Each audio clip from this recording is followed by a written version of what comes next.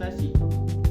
Nah, yang pertama saya akan menjelaskan mengenai pengertian investasi dan pentingnya landasan hukum investasi. Nah, secara umum, investasi dapat diartikan sebagai kegiatan penanaman modal, baik secara langsung maupun secara tidak langsung, dengan harapan memperoleh keuntungan di masa yang akan datang.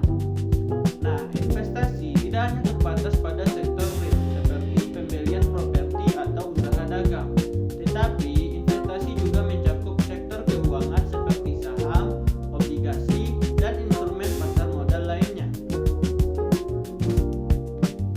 Nah, teman-teman tahu nggak apa saja instrumen yang ada dalam investasi? Jadi, terdapat 7 instrumen dari investasi. Yang pertama yaitu saham, yang kedua yaitu obligasi, yang ketiga yaitu reksadana, yang keempat yaitu deposito, yang kelima emas, dan logam mulia seperti instrumen pasar uang. Nah, investasi pada dasarnya merupakan kegiatan ekonomi yang melibatkan risiko.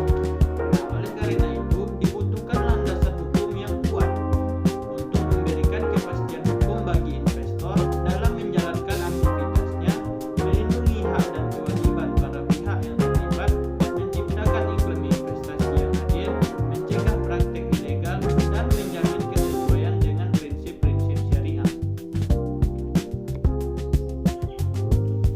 Dengan adanya landasan hukum seperti Undang-Undang Pasar Modal, Otoritas Jasa Keuangan, dan Fatwa DPR MUI dalam investasi syariah membuat para investor lebih percaya. Kenapa demikian? Karena investor memiliki panduan dan batasan yang jelas dalam menempatkan modal mereka secara aman dan sesuai hukum. Nah, hal ini tidak hanya mendukung perkembangan ekonomi nasional, tetapi juga meningkatkan kepercayaan publik terhadap sistem keuangan yang ada di Indonesia. Nah, selanjutnya yaitu mengenai Undang-Undang Pasar Modal. Apa itu pasar modal? Nah, jadi pasar modal adalah sebagaimana pasar konvensional pada umumnya. Nah, pasar merupakan tempat bertemunya antara penjual dengan pembeli. Pasar atau market merupakan sarana yang mempertemukan aktivitas pembeli dan penjual untuk suatu komoditas atau jasa. Nah, selanjutnya itu modal. Modal atau kapital dapat dibedakan menjadi dua. Yang pertama, barang modal atau capital goods seperti tanah, bangunan, gedung, dan mesin. Yang kedua yaitu modal uang atau fund yang berupa financial asset. Secara sederhana, pasar modal dapat didefinisikan sebagai pasar yang memperjualbelikan berbagai instrumen keuangan atau sekuritas jangka panjang. Nah, baik itu dalam bentuk hutang maupun modal sendiri yang diterbitkan oleh perusahaan swasta. Di Indonesia, pengaturan mengenai pasar modal secara formal diatur dalam Undang-Undang Nomor 8 Tahun 1995 tentang pasar modal. Nah, dalam pasal 1 angka 13 Undang-Undang Nomor 8 Tahun 1995 dijelaskan bahwa pasar modal adalah kegiatan yang bersangkutan dengan penawaran hukum dan perdagangan efek. Nah, perusahaan publik yang berkaitan dengan efek yang diterbitkannya, serta lembaga dan profesi yang berkaitan dengan efek. Nah, apa yang diatur oleh Undang-Undang Pasar Modal ini? Jadi, Undang-Undang Pasar Modal ini mengatur kewajiban bagi perusahaan yang akan melakukan penawaran umum atau perusahaan yang dikategorikan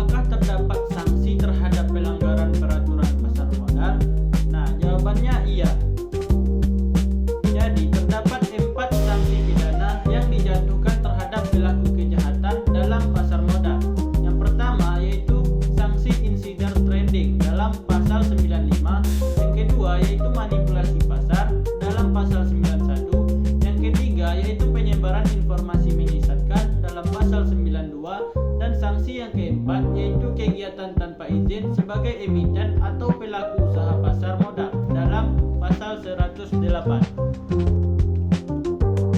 Pembahasan selanjutnya yaitu mengenai OJK atau Otoritas Jasa Keuangan. Apa itu Otoritas Jasa Keuangan? Otoritas Jasa Keuangan merupakan lembaga negara yang independen dan bebas dari campur tangan pihak lain. Nah, apa itu fungsi dari OJK? OJK memiliki fungsi yaitu mengatur sistem peraturan dan pengawasan yang terintegrasi pada sektor jasa keuangan di Indonesia. Nah, OJK memiliki peran penting dalam penanganan kasus pada lembaga keuangan yang sedang berkembang seperti investasi bodong. Nah, penjelasan selanjutnya yaitu mengenai Dewan Syariah Nasional Majelis Ulama Indonesia. Nah, apa peran dari DSN MUI ini dalam pasar modal syariah? Jadi, DSN MUI ini berperan mengeluarkan fatwa yang menjadi rujukan normatif dan operasional bagi regulator, emiten, manajer investasi, dan investor. Nah, dalam pengembangan pasar modal syariah, DSN MUI memiliki peran krusial sebagai lembaga otoritatif yang mengeluarkan fatwa-fatwa sebagai dasar normatif pelaksanaan prinsip syariah. Nah, fatwa-fatwa ini tidak hanya bersifat anjuran moral, tetapi telah diadopsi sebagai rujukan formal oleh Otoritas Jasa Keuangan atau OJK. Nah, demikian video penjelasan materi dari saya.